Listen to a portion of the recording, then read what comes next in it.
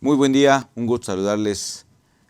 A pesar de que es un día festivo, les agradezco mucho a todos ustedes que nos hacen favor de acompañarnos aquí en CADEFI a esta charla en donde hoy estaremos platicando de lo que son, hacer un análisis jurídico de las deducciones. Gracias, espero que todos se encuentren bien, al igual que sus familias. Espero que estén pasando una buena mañana. Y bueno, entrando en este tema de lo que son las deducciones, pues es un tema que siempre ha llamado mucho la atención por obvias razones, ¿no? Es un elemento importante de lo que es el impuesto sobre la renta, muy importante, pues todo el mundo andamos buscando el tema de obtener deducciones para efectos de determinar el impuesto, y más ahorita que ya se vencen la presentación de las declaraciones anuales de las personas morales. Pero vale la pena mencionar que en esto de las deducciones, pues se abren muchos paradigmas, ¿no? Muchos paradigmas que no hay fundamento, pero lo hacemos. También así hay muchas acciones de la autoridad que ella crea esos paradigmas de cómo se deben de hacer cierto tipo de deducciones que ya comentaremos a lo largo de esta mañana y una parte de la tarde en función a las deducciones. Yo lo que les invito es que tenemos que ser muy analíticos de lo que la ley me establece y aplicar las reglas que tengo que aplicar. Porque en la mayoría de los casos, pues a lo mejor nos apoyamos mucho de revistas, nos apoyamos de comentarios que puede hacer pues algún otro colega, algún otro contador que nos comente, e incluso hacemos caso a veces, en su mayoría, de lo que es la resolución miscelánea, ¿no? O algunos criterios que pudiera tener la autoridad, e incluso a veces también nos apoyamos mucho en lo que pueda opinar el auditor. Yo no digo que todo eso esté mal, sino son puntos que tenemos que considerar al momento de determinar una deducción. Lo que sí a lo mejor está a veces, o no lo sugiero, es preguntar tanto. Yo a lo que invito es que conozcamos las reglas del juego, que siempre lo he dicho, hay que conocer las reglas del juego y después con análisis y creatividad juguemos a ganar. Pero bueno, nada más doy la explicación que siempre hago respecto a esta palabrita de juego, ¿no? No me estoy refiriendo al juego desde el punto de vista de hacer lo que tú quieras, ¿no? Como decir, ahí estás jugando conmigo o esto no es un juego, ¿no? No, me refiero al juego como debe de ser, ¿sí? Aplicando las reglas del juego, aplicando las reglas como un buen jugador y ganando como un buen jugador. A eso me refiero, aplicando adecuadamente las reglas del juego. En este orden de ideas, pues hay que conocer adecuadamente muy bien las reglas de juego. Hay que entenderlas. ¿Qué es lo que aplica? ¿Qué es lo que no aplica en el ámbito de las deducciones? Porque, insisto, de repente se crean muchos paradigmas e incluso el tema de que si es deducible, nada más como que tenemos dos, si es deducible o no es deducible, ¿no? Cuando podemos tener la deducción, que es lo que la ley nos dice, ¿no? La ley, básicamente el artículo 9 de la ley impuesto sobre la renta, ¿qué es lo que nos está diciendo? En el material que me hice favor de mandarles, pues no es más que una compilación de las disposiciones que considero deben de ser aplicables a este tema de las deducciones, y pues no entramos en mayores puntos. ¿Por qué? De repente nos damos cuenta que al hablar de deducciones, pues lo que menos vemos es la ley. Lo que menos vemos son las disposiciones, por eso mi comentario de que normalmente andamos preguntando, andamos buscando quién nos dice, quién nos orienta. Insisto, no está mal, pero también conozcamos las reglas, y si voy a consultar, voy a preguntarle a alguien, pues también que yo conozca esas reglas del juego para ver qué es lo que voy a hacer. Finalmente, a quien le fincan la responsabilidad de determinar ese impuesto, pues es a nosotros, a los contadores. Nosotros somos los que tenemos esa responsabilidad, y aquí es donde nuevamente hago ese llamado a todos mis colegas que pues tenemos que acrecentar nuestra cultura jurídica. Como contadores, pues nos enseñan en la universidad, en la facultad, cualquiera que sea esta, creo que todas son muy dignas, todas las universidades que preparan a contadores. Creo que son muy dignas todas las universidades, siempre se encargan y ponen empeño para preparar a los mejores, pero pues bueno, lo más importante siempre en esto es el alumno, ¿no? El egresado, el titulado, el licenciado en contaduría o contador público que emana de esas grandes universidades. A la universidad me refiero a todas, ¿no? Incluso, pues bueno, las que podemos llamar técnicas, como Instituto Politécnico Nacional, el TEC de Monterrey, todas me refiero, ¿no? Al hablar de universidades, me refiero a nivel licenciatura. En este orden de ideas, pues allá nos enseñan el tema fiscal como si fuera un formulario, como si fueran fórmulas que tenemos que llenar para llegar a una cantidad. Y la verdad es que no es así. Tenemos que llegarnos de mucha cultura jurídica para poder entender, para estar en posibilidad, colocarnos en la posibilidad de poder entender las leyes. Las leyes finalmente tienen un lenguaje, tienen un sentido, tienen una axiología, además se adminiculan, esto quiere decir que se apoyan de otras leyes y pues bueno, todo esto es lo que a veces no nos queda claro y cometemos algunas imprecisiones o cometemos algunas torpezas o no le damos el adecuado sentido a lo que la ley establece en función de lo que nos está diciendo expresamente, aplicando sus reglas. Una de las reglas importantísimas en el ámbito de la ley sobre la renta, de la ley del impuesto sobre la renta, es por ejemplo el artículo 5 del Código Fiscal de la Federación, un artículo que establece que todo lo que se refiere a los elementos de la contribución son de aplicación estricta. Ese es, todo lo que estoy comentando viene ahí en su material, si ustedes lo gustan ubicar, viene en la parte viene lo que es renta, lo que es Código Fiscal de la Federación, para efectos de recordatorio y que leamos lo que ahí dice, ¿no? La finalidad de su servidor es quisiera hacer los comentarios, ya ustedes en su material pues hagan sus anotaciones. Insisto, lo que le estoy poniendo en su material son las disposiciones que tenemos que saber, las reglas del juego que tenemos que estudiar, que analizar, que entender para poderlas aplicar, ¿no? Esa es la intención, por eso la charla que le hemos llamado un análisis. Ahorita nada más estamos platicando de esas reglas, recordando, porque esto que estoy comentando pues tampoco es nuevo para ninguno de ustedes. Ya son reglas que ya conocen, que ya saben. El tema es que muchas veces pues no sabemos cómo materializarlas, cómo hacerlas palpables, cómo aplicarlas, sí, básicamente cómo aplicarlas. Eso es lo que a veces se nos puede complicar en el tema de estar seguros, ¿no? de que lo estoy haciendo adecuadamente. Entonces, ese artículo 5, ojo, los voy a ir comentando, pero no porque sea uno primero, uno después, restan importancia, ¿eh? Todos son igual de importantes, todos son todas las reglas son muy importantes. En este orden de ideas, el artículo 5, cuando nos dice que lo que se refiere a los elementos de la contribución, porque habla de sujeto, objeto, base, tasa, tarifa, dice que son de aplicación estricta. O sea, ¿qué es lo que yo debo de hacer? Yo lo que debo hacer es aplicarlo, lo voy a aplicar.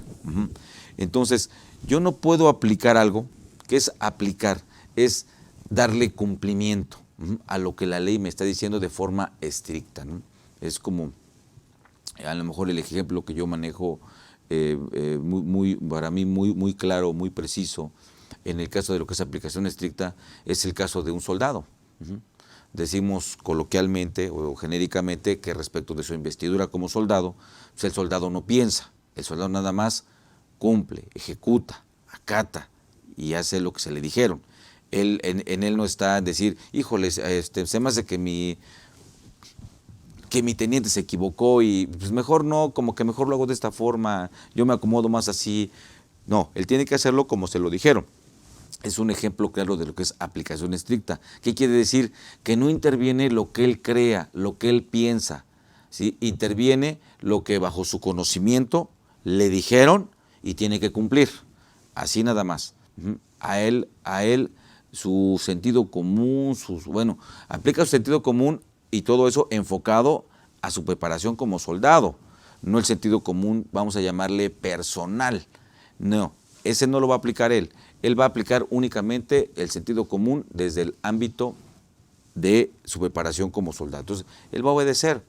Si él no entiende la instrucción, pues no va a poder darle cumplimiento a lo que le están diciendo, ¿no? Tan sencillo como si a un soldado le dicen, a ver, nadie pasa por atrás de esta bandera. Y si él dice, pues no, nadie pasa por atrás de esta bandera, ¿no? Y si este soldado no sabe qué es el asta bandera, pues no va a poder darle cumplimiento a esa orden que le dieron, ¿no? Entonces, lo más seguro es que cometa torpezas, lo más seguro es que cometa, porque aparte es decir, nadie pasa por atrás del asta bandera, híjole, eso es el asta bandera, ¿cuál es el frente, cuáles son los costados, cuál es la parte de atrás del asta bandera, ¿no? Entonces, tiene que saber, en este orden de ideas, pues es muy semejante lo que nos pasa en materia fiscal. Al no entender lo que la disposición nos está diciendo, pues podemos cometer esas imprecisiones, cometer esas, llamémosle imprecisiones porque, bueno, creo que no es tanto una cuestión de torpeza, ¿no? Es una imprecisión, pero esa imprecisión, ¿por qué la cometemos? La cometemos porque no tenemos ese conocimiento previo. Comentaba yo, en la universidad nos enseñan el fiscal como si fuera un formulario, como que lee la ley y de la pura lectura de la ley quieren que venga un entendimiento, y ese es un error catastral, porque no se entiende, es catastrófico, perdón, es un error catastrófico, porque de verdad la ley de suyo así simplemente no se entiende. Se debe de tener una preparación previa, una cultura previa, ¿sí? Y también un conocimiento de técnica de interpretación de leyes, esa cultura jurídica que debemos de tener para poder estar en posibilidad de entender una ley. Las leyes no son complicadas, las leyes no son difíciles. El tema es que nos preocupemos día a día a enriquecer esa cultura jurídica. Y la verdad, pues bueno, ustedes han escuchado aquí en CADEFI a muchos ponentes que siempre hacen referencia a algunas cuestiones de teorías, algunas cuestiones de doctrina, algunas situaciones de técnicas, y eso es lo que tenemos que conocer todos nosotros para estar en posibilidad de entender la ley, de entenderla y luego entonces poderle explicar. Aquí no interviene el tema del sentido común, así como en el caso del soldado, de lo que a mí me parece yo crea. Tengo que ser totalmente objetivo y totalmente técnico en el ámbito de aplicar, y más en lo que se refiere a los elementos de la contribución. Cuando el artículo 5 del Código Fiscal de la Federación está diciendo que es de aplicación estricta y se refiere al sujeto, objeto, base, tasa o tarifa, está hablando de los elementos de la contribución, está hablando del derecho fiscal material, el derecho fiscal de fondo, el derecho fiscal sustantivo. Ese derecho es totalmente intocable. Es uno de los puntos importantes donde más se ve o más debe estar concentrado el tema de la seguridad jurídica, porque uno de los elementos, que es el elemento base, que es el tema que nos atiende ahora, con el que incide, es el elemento base. El elemento base, pero el elemento base como elemento de contribución, no la palabra base, como por ejemplo ahorita que estamos con las declaraciones anuales, pues a lo mejor de repente estamos ahí en las charlas, en las pláticas o en los despachos que están determinando los impuestos. Oye, ¿cuál es la base? ¿Qué base te salió? ¿Qué base salió para ISR? No, pues que tanto, y lo que decimos es un monto. Sí, estamos hablando de la palabra base, pero no se refiere la ley a ese monto, a ese resultado. Se refiere a todo ese procedimiento, ¿sí?, que está en el artículo 9 de la Ley de Impuesto sobre la Renta, con el cual vamos a determinar eso, lo que llamamos base, que es el monto por el cual le vamos a aplicar el % del impuesto. No sé si me estoy dando a entender. De todas maneras, si hay alguna inquietud, alguna pregunta, pues saben todos ustedes que tenemos aperturado nuestro chat, tenemos aperturado, bueno, por todas las redes sociales, nos pueden hacer favor de hacer llegar sus preguntas y con todo gusto les daremos respuesta. Entonces ahí estaremos atentos a sus comentarios, a sus preguntas. Bien, entonces estaba yo comentando el tema de que es el elemento base como elemento de contribución. Es en donde vamos a ver materializado lo que dijo la Constitución. respecto a que el 31 fracción cuarta, en donde dice que es obligación de los mexicanos contribuir, fracción cuarta, contribuir para el gasto público, ¿sí? Así del Estado, de la Federación o municipio en donde residamos, de manera proporcional y equitativa. Ahí vamos donde vamos a tener el elemento de lo que es la proporcionalidad. ¿Qué es la proporcionalidad? De hecho, en su material vienen algunos criterios, algunas jurisprudencias. ¿Por qué? Porque no nos lo dice. No lo dice. No lo dice la Constitución que es. Nada más dice de manera proporcional. Entonces, al decir que es de manera proporcional, pero bueno, tendríamos que, perdónenme, lo dije mal. Sí dice de manera proporcional, pero no me explica, no me materializa, no me da a entender cómo encuentro, cómo se demuestra que se va a cumplir con esa proporcionalidad. Claro, estamos hablando de la Constitución, pero la Constitución lo pidió. En este orden de ideas, ya la ley específica, en este caso la ley impuesto sobre la renta, todos sabemos que todas las leyes emanan de la Constitución. Bueno, en este caso, esta contribución que es el impuesto sobre la renta, ahí es donde tiene que tener y debe de quedar perfectamente bien claro cómo determinar esa proporcionalidad que básicamente está en el artículo 9 de la ley del impuesto sobre la renta. En este orden de ideas, como la ley me tiene que decir, me tiene que establecer, esto se llama principio de reserva de ley.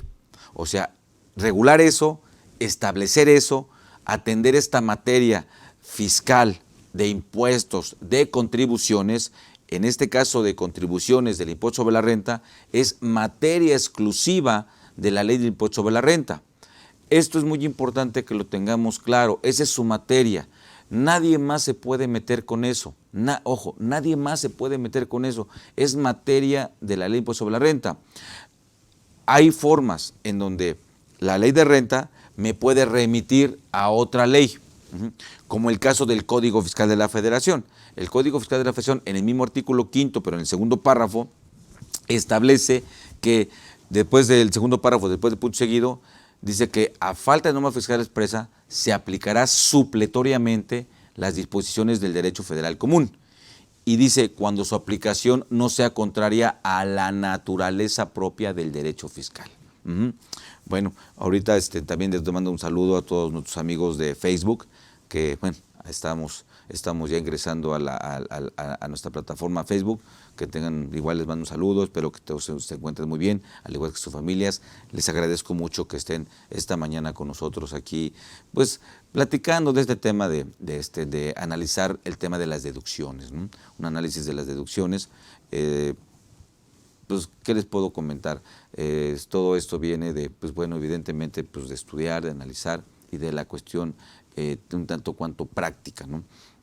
Entonces, hemos estado comentando algunas cuestiones de las reglas. ¿Cuáles son las reglas que tenemos que saber para el tema de estas deducciones, que inciden al tema de las deducciones? Entonces, fíjense cómo si queremos un fundamento constitucional de lo que son las deducciones, señores, este artículo 31, fracción cuarta de la Constitución, cuando habla de lo que es la proporcionalidad.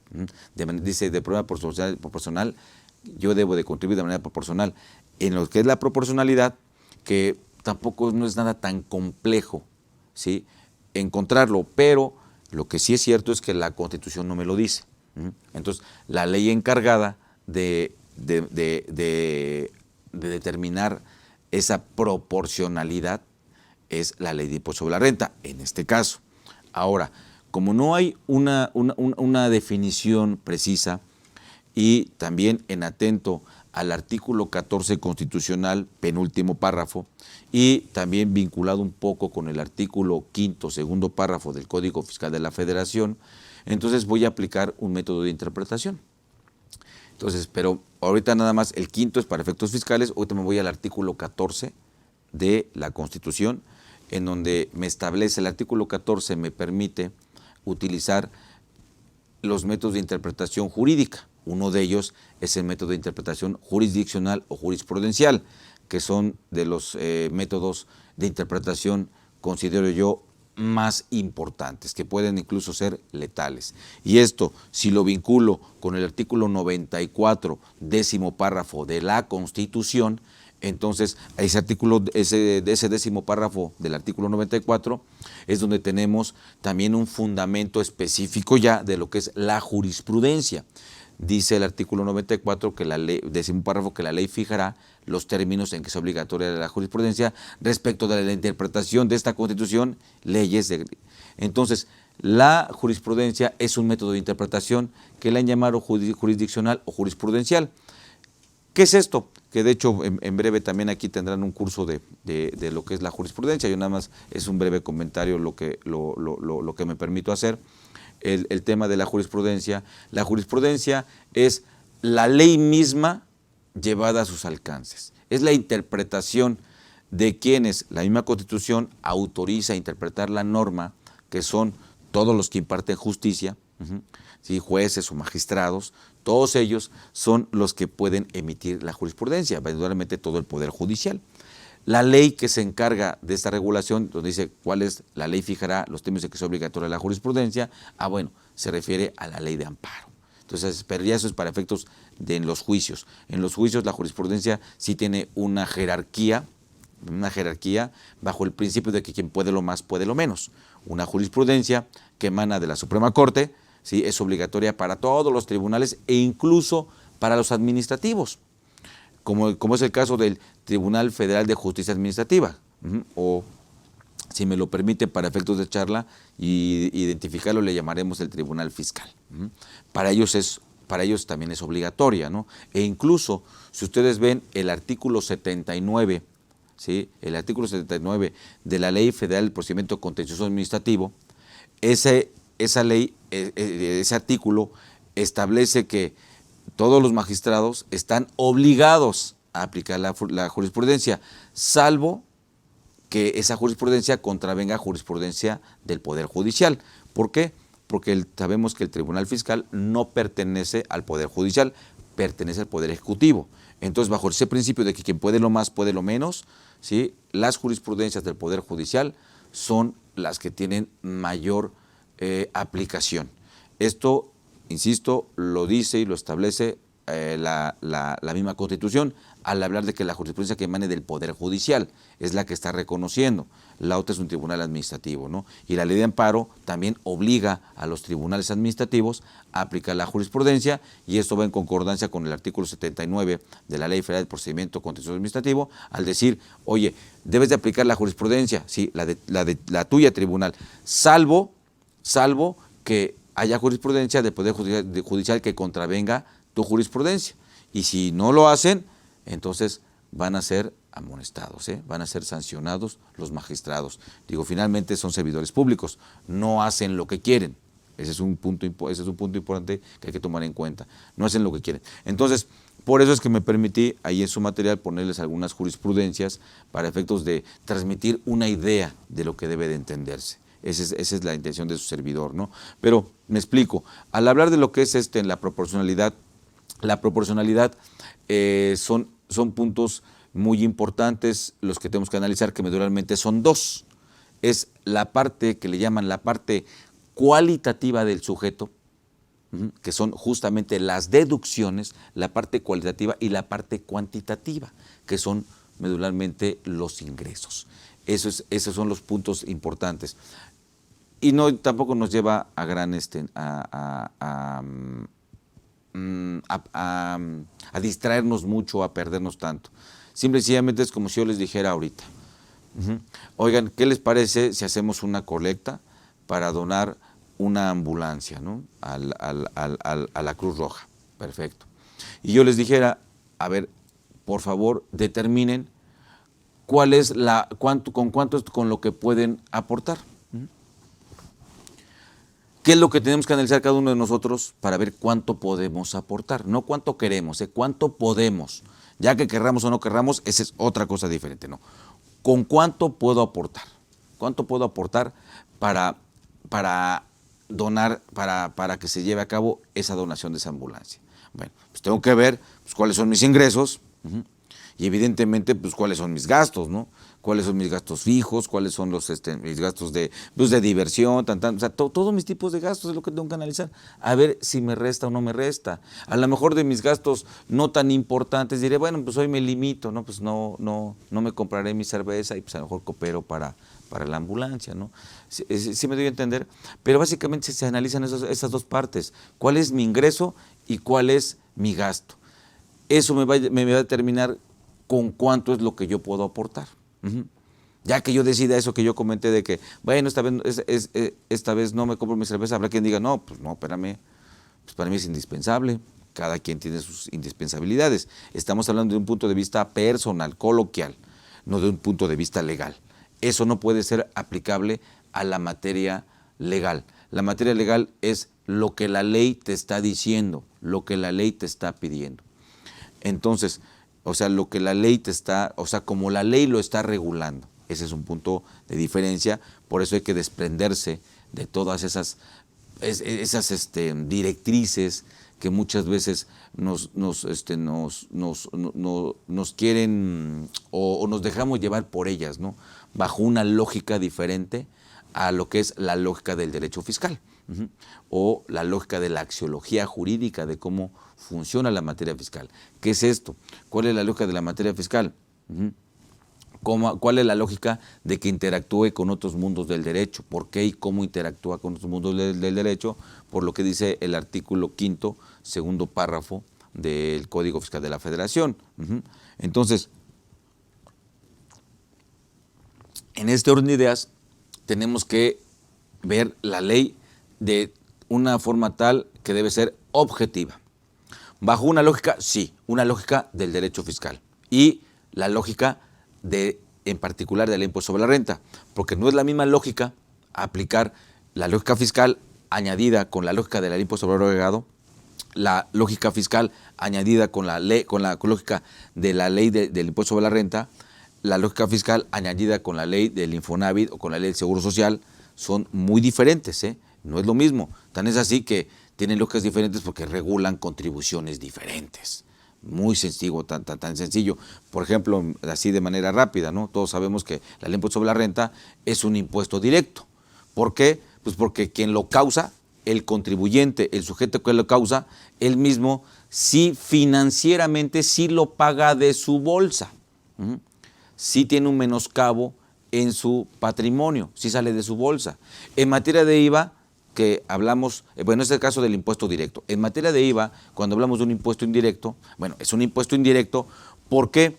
Porque quien paga el IVA al Estado, de manera directa, ¿sí?, no lo paga él de su bolsa, porque tiene lo que es el acreditamiento del IVA y porque tiene lo que es el IVA trasladado, o sea, el IVA que le cobra a sus clientes. O el IVA que cobra a sus clientes. Entonces, el IVA trasladado, ¿sí?, no es un costo para él. Él lo va juntando y luego tiene el IVA que cobra. Bueno, pues recupera el IVA que le trasladaron a él y el excedente del IVA lo pasa al Estado. Entonces, él no tuvo ningún efecto financiero. De su bolsa no salió el pago del IVA. El IVA salió del pago que le hicieron sus clientes, de ahí salió el pago para el IVA. Esa es una diferencia, entre otras muchas más, pero es una de las diferencias de impuestos directos o indirectos y tienen lógicas diferentes. La lógica del IVA es diferente, la lógica de renta es totalmente diferente, ¿no? En donde aquí tenemos algunos problemas de inseguridades, porque también la ley se ha ido modificando y digo yo que no para bien. No se ha modificado para bien porque no se ha metido con justamente lo que estamos hablando, el tema de los elementos de la contribución. Únicamente se han venido a hacer reformas o adiciones para establecer más normas antiabuso. Más normas antiabuso, ¿por qué? Pues porque siempre le estamos encontrando el tema de cómo disminuir la base para pagar menos impuestos. Entonces, en este orden de ideas, lo que hace la autoridad es normas y normas antiabuso.